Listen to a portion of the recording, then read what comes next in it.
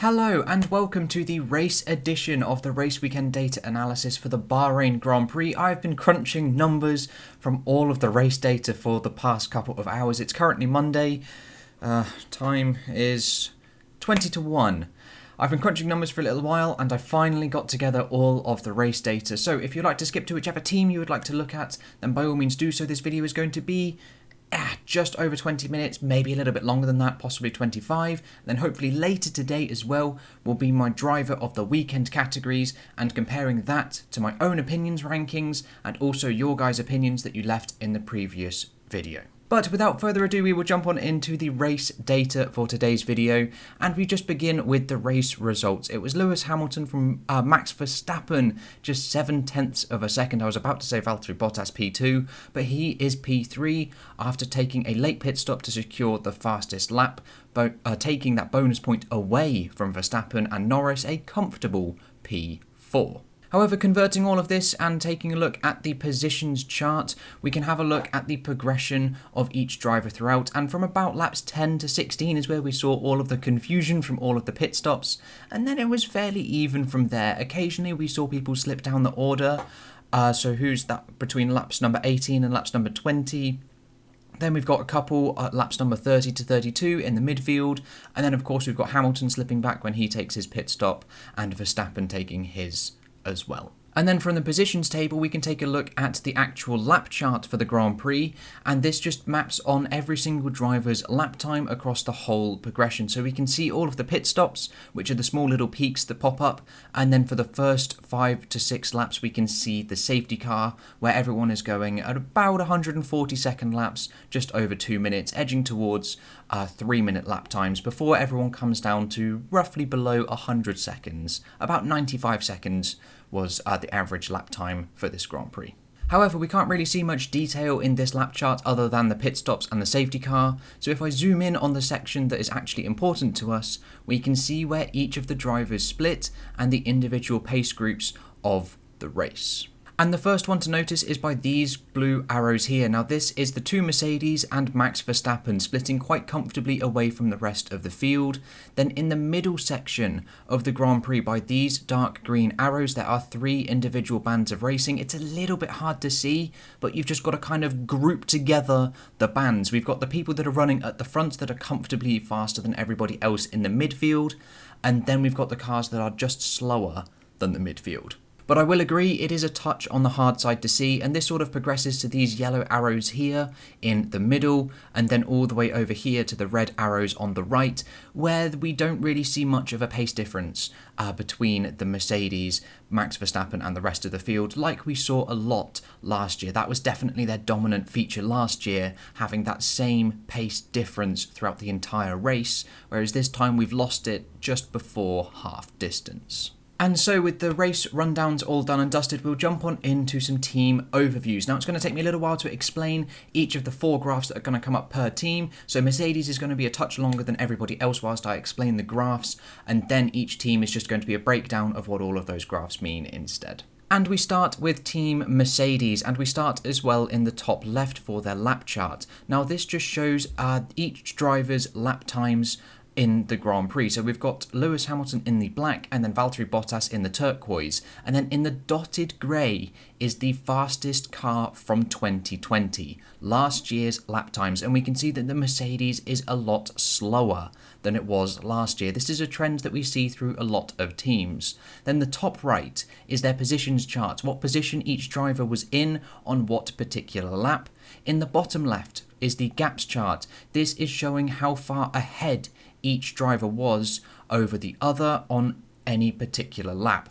And the black lines are once again Lewis Hamilton when he's in front, and the turquoise lines are once again Valtteri Bottas when he is in front. And then the most confusing and more complex one is the graph on the right. This is the percentage pace difference graph, Hamilton to Bottas. In order to calculate this, I take all of Hamilton's times and I divide them by Valtteri Bottas's lap times. Anything that is over 100 is in favour of Lewis Hamilton, and therefore he is going faster. Anything that is below 100, Valtteri Bottas is going faster. I then order all of those percentages from largest down to smallest and then map them on the graph. And then turning our attention to that percentage pace difference, I can split it down the middle and we can determine that for 55% of this Grand Prix, Valtteri Bottas was actually the faster of the two Mercedes, which means for 44.6%, it was Lewis Hamilton. Now this is something that actually surprised me a little bit, that Valtteri Bottas was the faster of the two Mercedes this Grand Prix. But the first thing I'm going to highlight is the pace difference from 2019 down to 2020, down to 2021. Mercedes have lost about a second, just over a second per lap on their last year's race car. Now, obviously a lot of this is to do with the tyres, but also a lot of it is to do with the new aero changes, and we will see the impact that it's had on other cars later on. But if I just highlight this first section here in green, we can see that both cars were fairly even, which corresponds to a nice horizontal section on the gaps chart where it's staying around 5 seconds, with Hamilton in front of Valtteri Bottas, until we get to this pit stop phase here in the red, where they actually swap positions. Hamilton comes in first and Valtteri Bottas takes over, and that is where he has a gap of about 15-ish seconds after the first pit stop, just here. And then Valtteri Bottas comes in and then Hamilton retakes that position and actually takes over the lead, as it was Max Verstappen that came in as well. And then we've got this dark green section in between the two Mercedes pit stops, where again they are fairly even, but it is Valtteri Bottas that is a little bit quicker, hence why the gap is coming down from about 10 seconds to just over 5.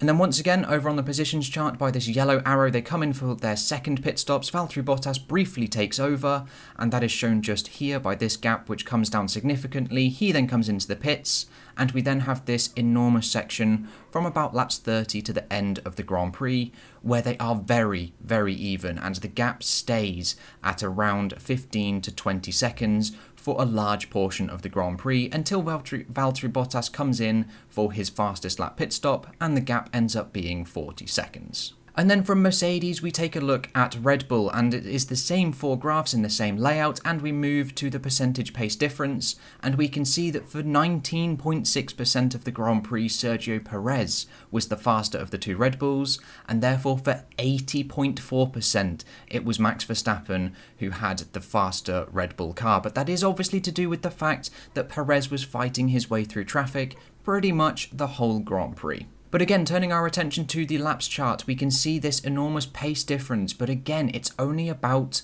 0.8-ish on average for the Red Bull compared to the over second that the Mercedes has lost. So Red Bull definitely haven't gone as far back as Mercedes has, hence why they are a little bit closer, but they have definitely lost time compared to their last year's car. And then quite nicely, this Red Bull graph comes in 3 sections. We've got this first one here in the light green where Max Verstappen is going comfortably quicker, and he therefore extends his gap from about 20-ish seconds up to about 30 or 25 seconds. Obviously, Perez had his issues in the opening lap, starting from the pit lane, taking a pit stop in the safety car, etc. So it's a little bit skew-whiff in the first couple of laps. We then have the pit stops here up in the red, which is this gap coming down for Max Verstappen as he pitted first, and then the gap is about 5 seconds for just a little bit until Sergio Perez comes in for his pit stop, and the gap comes back up to above 30 seconds. There is then a period of about 20-ish laps where Max Verstappen is comfortably half a second faster than Sergio Perez consistently, and this gap raises from just over 30 seconds to just over 40. They then have the second set of pit stops, again 1/2 laps apart, which has caused this little peak just here to poke the gap up to above 60 seconds, but it quickly comes back down to what it was before.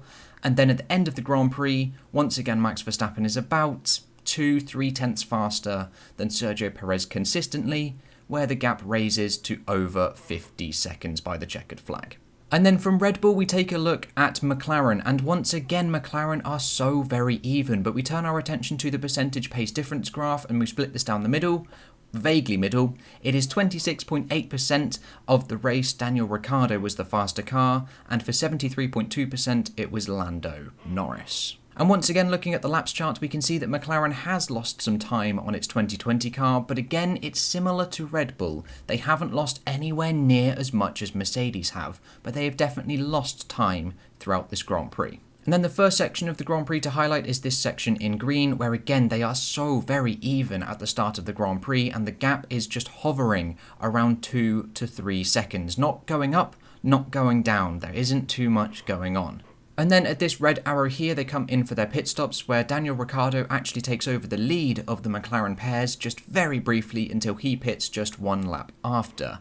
And then after those stages of pit stops, they are very, very even. Maybe Lando Norris is about a tenth, maybe 2/10 quicker tops over Daniel Ricciardo for this period of time between their first pit stop and their second, allowing the gap to creep up from about 5 seconds to just under 10, but that is over almost 15 laps. Then we've got their second phase of pit stops here in the yellow arrow, which is attributed to this small peak here as Daniel Ricciardo comes in first, so Lando Norris's gap over him spikes to about 30 seconds and then immediately comes back down once Lando Norris comes back in. And then the last portion of the race by this grey arrow is where Lando Norris is consistently going quicker, about 2/10 again, but Daniel Ricciardo has two mistakes that cost him about a second, which creep this gap up from just below 10 seconds to 20 seconds at the checkered flag.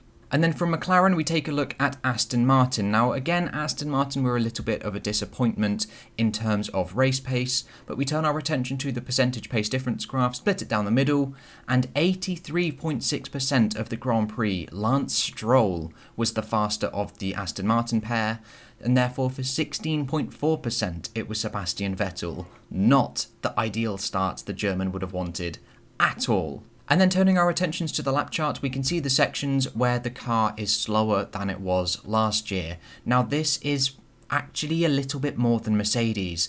Each line is 1 second, and we can see that in places they've lost over 2 seconds per lap, but on average over the whole Grand Prix, it's about 1.5. Very comparative to Mercedes, so they have definitely lost a lot of time, and in the uber close midfield, that is going to be so crucial, which is why Otmar is complaining so much about these new regulation changes, as it has hampered them a lot. But we turn our attention to the first section of the race to highlight in this light green, where Lance Stroll is consistently going quicker than Sebastian Vettel, and the gap extends from just over 5 seconds to just over 10, until Lance Stroll comes in for a very early pit stop, where Sebastian Vettel actually manages to take over the lead, and very briefly this gap comes down significantly as Lance Stroll is considerably quicker than the German. Vettel himself then comes in for his pit stop a couple of laps before Lance's second, and the position changes just here by this green arrow on the positions chart, and the gap spikes all the way to 35 seconds in Lance Stroll's favour at this pit stop, until a couple of laps later where Lance Stroll himself comes back in and the gap comes down to just under 10 seconds. And then after this pit stop, Lance Stroll takes full effect of the brand new fresh tyres by this yellow arrow here, and about half a second to 0.6 of a second, he is quicker than Sebastian Vettel, extending this gap from just under 10 seconds to about 20. And then, unfortunately, by this grey arrow, Sebastian Vettel has his little incident with Esteban Ocon, and we see this big jump in the gap from 20 seconds all the way up to 30 in just one lap. And then from there, not much else happened in terms of the Aston Martins. So we take a look at Alpine. Now Alpine was unfortunately cut a little bit short as Fernando Alonso did retire, but we take a look at the percentage pace difference for the period of time that both cars were running together. We split this down the middle, and for 65.6% of this time for the 34 laps they were together, it was in favour of Esteban Ocon, and therefore for 34.4% of the race where they were running together, it was in favour of Fernando Alonso. But turning our attention to the laps chart, we can see that Alpine, yes, they have lost a little bit of time, but definitely not as much as Aston Martin and Mercedes before. They have lost a little bit less than McLaren. On average, it's about 6-ish tenths of a second, whereas McLaren was closer to 7 or 8. Red Bull was about half a second. So Alpine have definitely lost the least-ish at the moment for the teams that we have looked at. And in that midfield battle, that is going to be so crucial. However, the car doesn't really seem to have too much race pace at this present moment in time. But turning our attention to the first section of the race to look at, we highlight this section in the light green, where they are very, very even, the two drivers, and that's shown by this section on the gaps chart, where the gap stays at just over 5 seconds for about 12 laps, until we take a pit stop for Esteban Ocon, Fernando Alonso comes into the pits first, and then we have a positional change as Esteban stays out, and then he comes in for his pit stop, and then afterwards he maintains a nice advantage, about 1/10 of a second per lap consistently over Fernando Alonso, bringing the gap down, as bear in mind the Spaniard is actually in front. He brought this gap down from 10 seconds to about 2 seconds. Then sadly it was Fernando Alonso's turn to retire around lap 34 sort of times, and that is the end of my gaps chart. There isn't anything else that I can get after that, as neither cars were running on the track past lap 34. And so from Alpine, we head on in to Ferrari and the Scarlet team. Now this was fairly even, with the gaps chart that was all over the place. They were actually battling with each other quite a lot. But splitting their percentage pace difference down the middle, we can see that for 66.1% of the race, it was Carlos Sainz that was the faster Ferrari, and for 33.9% of the race, it was Charles Leclerc. And this is very comparative to what we saw in the Mercedes. This surprised me a lot, that it was actually Carlos Sainz that was the faster of the two Ferraris. However, the most shocking thing here is if we turn our attention to the Ferrari's lap chart, they just haven't lost any time whatsoever on their 2020 time. Not entirely sure what this is going to mean, considering Mercedes have lost 1.5 seconds roughly, and then Aston Martin have equally lost the same amount. Red Bull have lost about half a second, Alpine about 6 to 7 tenths, and then McLaren also about 6 to 7 tenths, whereas Ferrari just haven't lost much. They definitely have lost something, but not as much as the other teams. But turning our attention to some of the sections of the race, we can see this first green arrow here, where they're just even. I can't decide who is going faster at this point, and looking at the gaps chart, it is just all over the place. It's a little bit whack in the first couple of laps, because that is when the safety car issues start. You've got to look just to the right of the green arrow after the safety car ends, where the gap stays at 4 seconds for about 5 or 6 laps, until of course the pit stop happens, where it is Charles Leclerc who comes in first, and then a couple of laps after it is Carlos Sainz, and there is a positional change here on the positions chart around lap 12. And then just here on the gaps chart, it is where Carlos Sainz takes over, but this gap very, very quickly comes down from 18 seconds to 10 seconds in just about 2 laps. And then Carlos Sainz comes in for his pit stop, and just after, by this dark green arrow, they are once again very even. Sainz not able to take advantage of his fresher tyres, only by about 3 laps, so arguably there isn't much of a fresh tyre advantage to have whatsoever.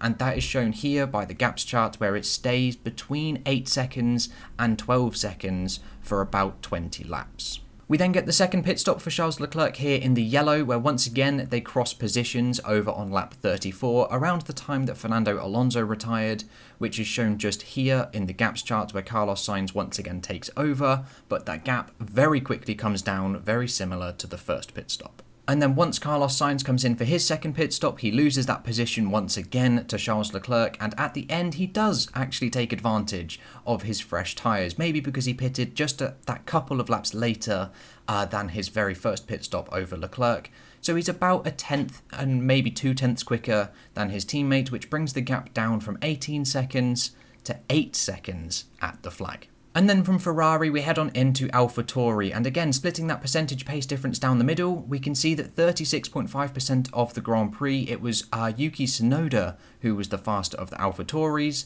and for 63.5%, it was Pierre Gasly.